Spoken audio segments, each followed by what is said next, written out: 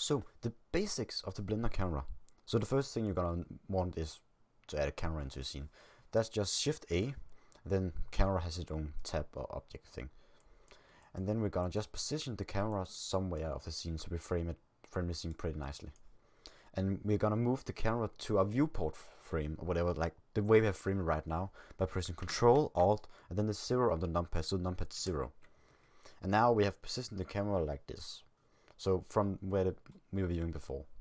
You can also move the camera by, first of all, pressing numpad 0 to go into the camera's view. And pressing View, Navigation, and then Walk Navigation. Then it's just like a FPS game or whatever. Creative mode. Do whatever you want. And then, so the basics of the camera settings then. The camera have three modes. We got perspective, orthographic. Orthographic is just this, every object is actually the size it is. There's no lens distortion or anything. And perspective is just this normal view. And panoramic only actually works in cycles, but that is if you want to render 360 video, image, or a panoramic image, if you understand me. So you're just gonna go into the perspective because all the settings it only really applies in perspective view. So the first setting we have is focal length. This adjusts how far in zoomed the camera is. So 150, 30 for example. And then we got lens units. With normal cameras use millimeters for the lens, but if you ever played games, you know field of view is just how many degrees you can watch or see. So lower means you can see less, and then I zoom more in. Just gonna change it back to millimeters. Then the Shift Y clip, Shift X and Y I'm just gonna skip for this because they aren't really important. Just some stuff. I don't really understand them. I have never used them, so I don't actually think you are gonna use them. Then we got Clip End. This is just how close you need to get to objects and how far away you need to get from objects before they're gonna start to clip through the camera.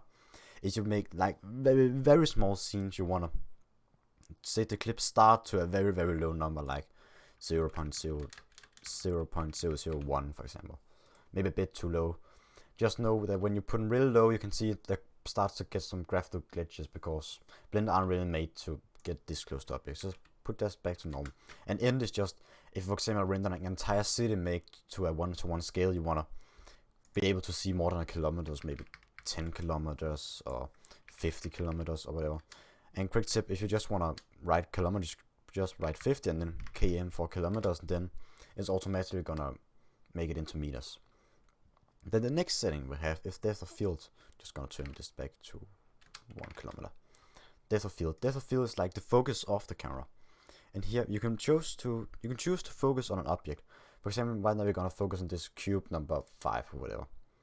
Or you can choose the focus distance where you manually pull focus. We're just gonna use focus there. Then we got f-stop, which just the lower the value, the less of the frame is actually in focus. So it's just gonna put this down to 0.1. Now you can see nothing is really in focus. And the reason that you can only see 2 of the corners are really in focus, or actually only one of them, right, this white one right here, is because where it focused when you select the object is the origin of the object, or the little yellow point you can see when you select the object. Then we got blades. Blades is if you normally it's 0, so if you see the light, this circle I put a mission shade on the background. Right now it's perfectly circle. And then if you add blades, then 3 is the minimum because you can't really make a 2D shape with just a one line. So 3, 4, 5. That's just adjust the what can I call it? The shape of blurred out lights and so on in the background. Then we got rotation, which just explains the rotation of the bokeh. And then we got ratio. This is if you have, for example, shot your original footage, you want to track something into, for example, and you have used an orthographic lens, an anamorphic lens. That was the word. Usually they shoot like everything like pressed into a square and then you stretch it out later. So for example 2, then you can see everything gets squeezed together. Then we got camera sensor fit. You won't really need to do anything with this unless you shoot on like some more special cameras, because most of them just use 36 millimeters. And then we got some safe areas. This is just if you wanted to make sure, like if you're gonna display this on an old television, for example. Then it maybe just like, because it's square, it's just gonna cut off the sides, not squeeze or just put black bars on, but just cut off the sides.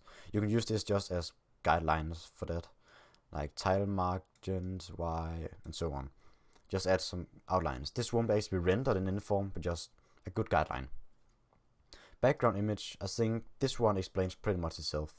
Just put in a background image and you can see wherever I can see the like void of the world or whatever you're gonna call it, there's just gonna be placed part of the background image. Then we got viewport display. Here we can display some usual things like limits, mist. Mist is used if you want to make depth of and so on. But yeah, just none of these is really important, but compositing guides is just for, yeah, you got the third rule, you want to know exactly where the center of the camera is, you want to know the diagonal for some reason, you want to know something about the golden ratio, then you can put that overlay on the camera here so you can frame out your shots really nicely.